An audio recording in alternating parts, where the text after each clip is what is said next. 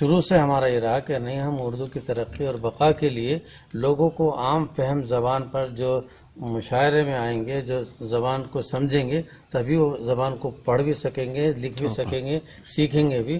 تو اسی نیز پر ہم نے کام کیا ہے.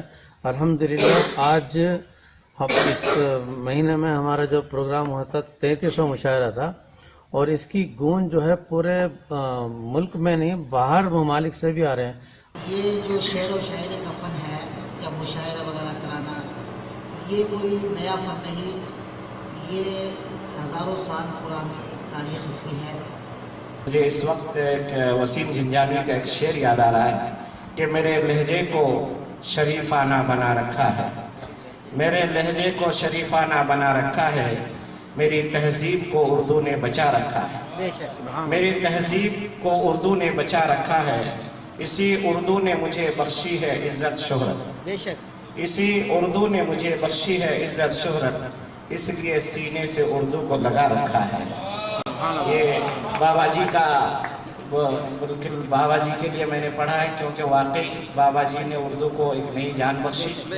میں میری جانب سے بھی الحاج بابا جی صاحب کی خدمت میں ہدیہ تبریک پیش کرنا چاہتا ہوں کہ آپ نے مشاعروں کے ذریعے اردو کی بقا کا کام کر رہے ہیں.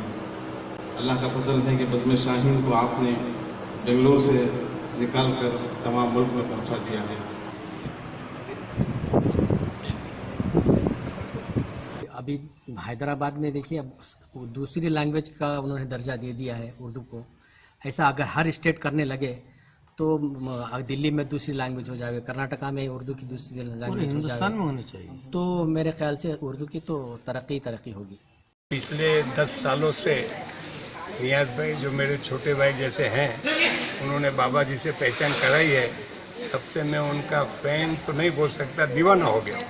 بابا جی کا سب سے بڑا کمال یہ کہ انہوں نے شہر میں اس فضا کو عام کیا، اور آج کے دور میں جہاں لوگ اردو میں گالی بھی دیتے ہیں تو میں سمجھتا ہوں بہت بڑا مجاہد سمجھنا چاہیے، اس لیے کہ اردو میں بات کرنا تو دور کی بات، آج کا دور ایڈیٹ بولنے کا دور ہے، بے وقوف بولنے کا نہیں ہے. تو اگر کوئی بے وقوف بول دے تو مبارکباد پیش کرنا چاہیے، کم از کم اس نے اردو میں گالی دی.